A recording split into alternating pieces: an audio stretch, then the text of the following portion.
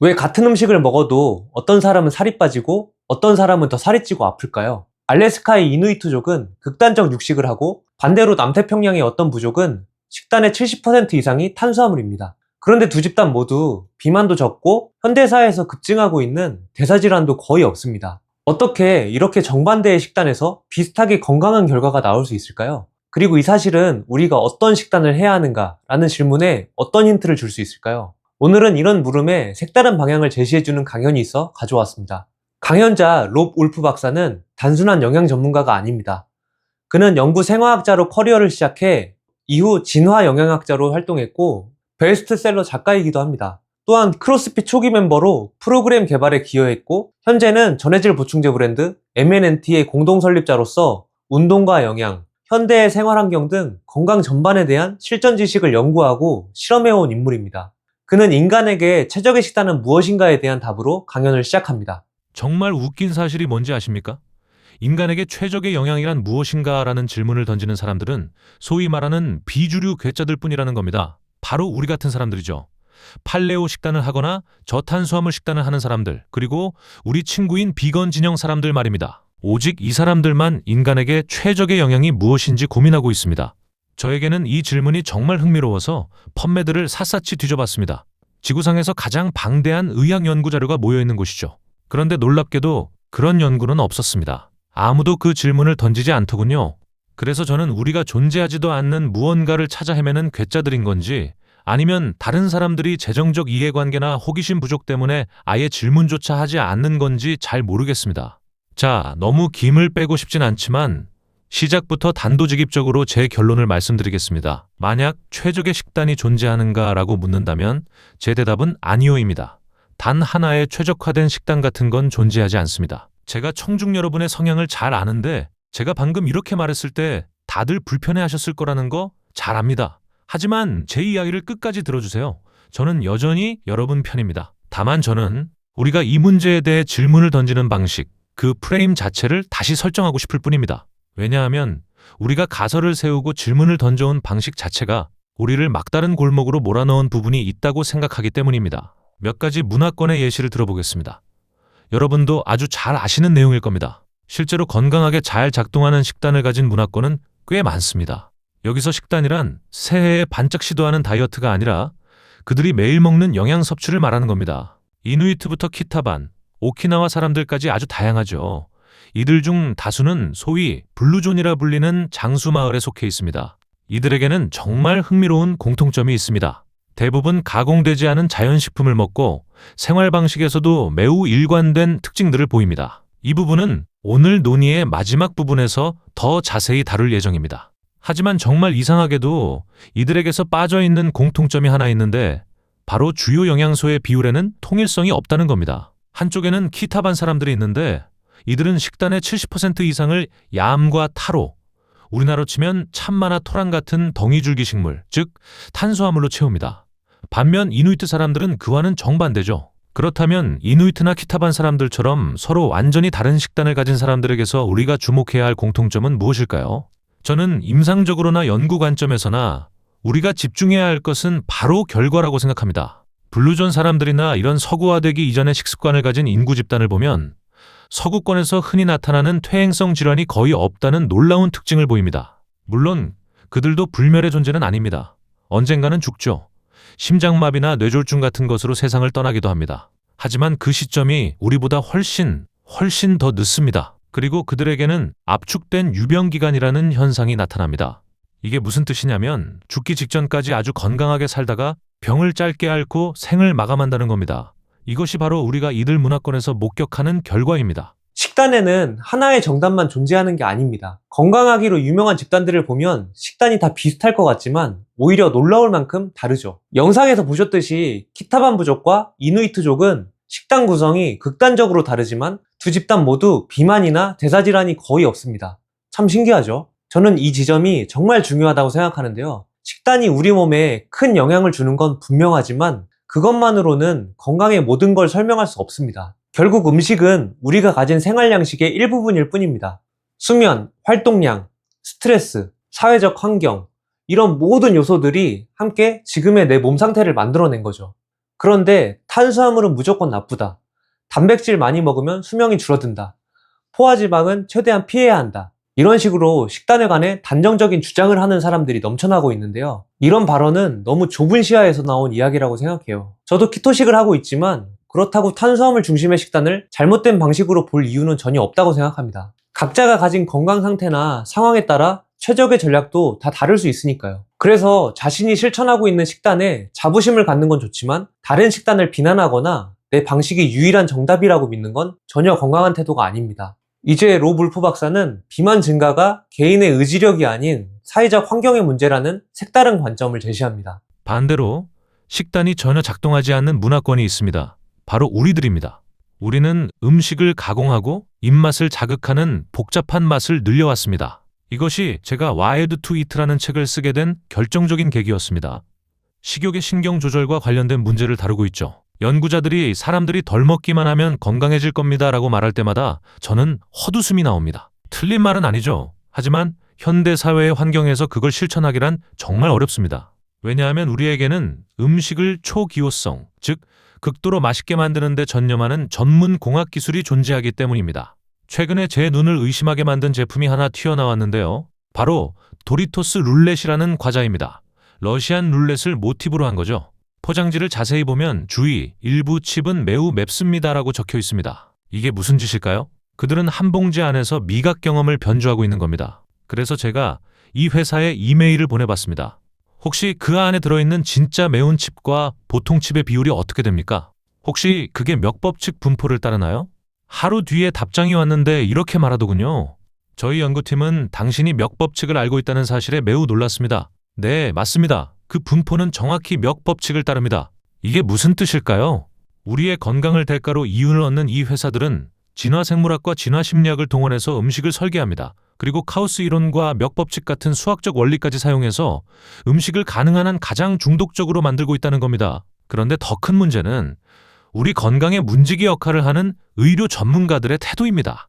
만약 여러분이 의사에게 가서 초기호성 식품이 몇 법칙 분포를 사용해서 중독성을 높인다는데요 라고 말하면 그들은 여러분을 머리가 3개 달린 외계인 보듯 쳐다볼 겁니다. 그러니 우리는 정말 힘든 싸움을 하고 있는 셈입니다. 그리고 이로 인해 나타나는 결과를 보면 문제는 기하급수적으로 늘어나고 있고 이를 해결하기 위한 비용도 천문학적으로 증가하고 있습니다. 저는 솔직히 몇 법칙이라는 말을 여기서 처음 들었어요. 그래서 검색해보니까 무슨 거듭 제곱이니 함수적 관계니 전혀 이해할 수 없는 설명이 나오더라고요. 그래서 여러 자료를 찾아보면서 몇 법칙을 제 방식대로 정리해봤는데요. 그러니까 여기서는 이 정도로만 이해하면 될 것 같아요. 가끔 터지는 강력한 자극이 만드는 중독성. 뭔지 감이 오시죠? 대표적인 예시는 복권입니다. 강력한 보상이 가끔 등장하는데 바로 그 가끔이 사람을 중독시키는 핵심 요소죠. 도리토스 룰렛이라는 과자도 똑같은 원리예요. 평범한 맛의 과자 속에 낮은 확률로 엄청 매운 조각이 하나씩 껴있는 겁니다. 그런데 이 확률이 그냥 랜덤이 아니라 중독을 최대로 끌어올리는 몇 법칙 패턴에 맞춰 설계되어 있다는 겁니다. 그 매운 조각 몇 개가 계속 더 먹고 싶은 자극을 만들어내는 거죠. 식품회사는 이런 중독성을 만들기 위해서 각 분야의 엘리트 전문가들이 총동원됩니다. 그러니 단짠 겉바속촉 같은 다양한 식감과 맛은 우연히 탄생한 게 아닙니다. 로 물프 박사는 이런 부분을 집중적으로 파고들었고 그의 책에서 이렇게 말합니다. 오늘날 식욕은 사람들이 나약해서 생긴 게 아니다. 지금의 환경이 너무 강력하게 우리를 해킹하고 있기 때문이다. 그러니까 그냥 덜 먹으면 돼. 너가 게을러서 그래. 이런 조언은 도파민을 폭발시키는 현대의 음식 환경을 전혀 고려하지 않은 이야기인 거죠. 그렇다면 이런 상황에서 우리는 어떻게 대처해 나가야 할까요? 그래서 제가 주장하고 싶은 핵심은 이겁니다. 우리는 최적의 식단 그 자체보다는 최적의 결과에 집중해야 합니다. 물론 입으로 들어가는 음식이 중요하지 않다는 뜻은 절대 아닙니다. 하지만 우리가 원하는 결과가 무엇인가를 먼저 정의하고 배의 키를 그쪽으로 돌린다면 식단에 대한 논의도 훨씬 더 흥미롭게 풀릴 것입니다. 그래서 저는 여러분께 이런 주장을 하고 싶습니다. 대다수의 음식과 대다수의 사람들에게 적용되는 특정한 최적의 탄단지 영양소 비율 같은 건 존재하지 않는다는 것을요. 물론 예외는 있습니다. 매우 엄격하게 관리된 영양소 비율이 반드시 필요한 몇 가지 상황들이 있죠. 첫 번째는 바로 운동선수들의 세계입니다. 제가 더 이상 엘리트 선수들과 일하지 않는 이유 중 하나가 그 친구들이 대체로 좀 신경질적이라서 그렇기도 한데요.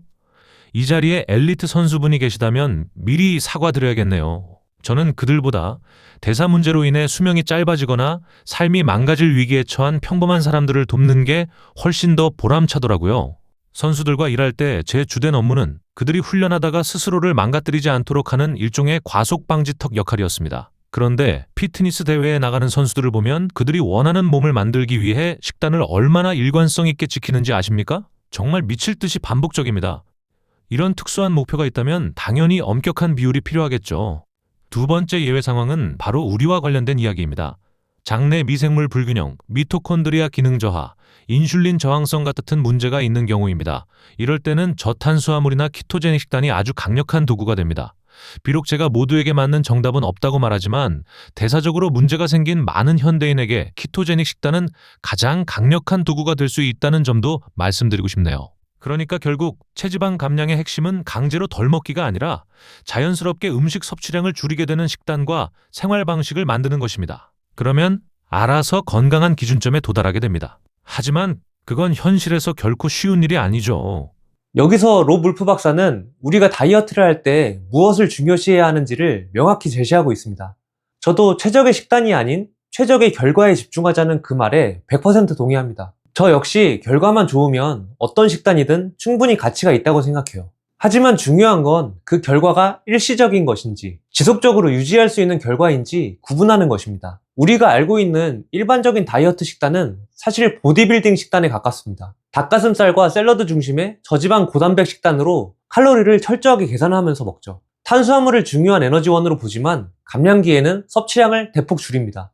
이 방식은 효과가 확실합니다. 우리가 헬스장에서 보는 몸 좋은 사람들은 대부분 이런 방식으로 몸을 만듭니다. 하지만 그 누구도 이 방식을 쉽다고 말하진 못할 겁니다. 그런 식단을 유지하기 위해선 강한 의지가 필요하죠. 또 한 가지, 이 식단은 특정한 지점을 목표로 합니다. 가령 선수들은 대회를 목표로 하고 일반인들은 중요한 이벤트나 바디 프로필 촬영을 위해 식단을 합니다. 하지만 우리가 지향해야 하는 건 특정 날짜에 맞춰 몸을 만드는 게 아니라 원하는 체중을 스트레스 없이 꾸준히 유지하는 것입니다. 저도 보디빌딩식 식단을 오랫동안 하다가 키토식으로 넘어왔습니다. 제가 키토식을 하면서 가장 놀랐던 건 생각보다 훨씬 쉽다는 점이었습니다. 탄수화물을 줄이고 지방을 늘리는 식단이 낯설긴 하지만 익숙해지기만 하면 배부르게 먹어도 감량이 가능하다는 게 정말 만족스러웠습니다. 그게 가능한 이유는 칼로리를 억지로 제한하지 않아도 자연스럽게 총 섭취량이 줄어들기 때문입니다. 혈당이 안정되고 포만감 높은 자연식으로 식단을 구성하기 때문에 억지로 덜 먹으려고 참을 필요가 없어요. 그래서 저는 어떤 식단을 하든지 감량이라는 결과는 만들 수 있다고 생각해요. 하지만 지속성과 난이도, 이 두 가지 면에서 키토가 다른 다이어트보다 훨씬 유리하다고 느꼈습니다. 그래서 지금까지 유지하고 있는 거고요. 로 물프 박사가 키토제닉 식단이 강력한 도구가 될 수 있다고 이야기한 이유도 여기에 있습니다. 키토가 더 완벽해서가 아니라 현실에서 더 잘 먹히기 때문입니다. 그는 청중들의 눈치를 보듯이 조심스럽게 이야기를 하는 모습이 종종 보이는데요. 그가 강연을 하는 곳은 로우 카브 다운 언더라는 저탄고지 교육단체입니다.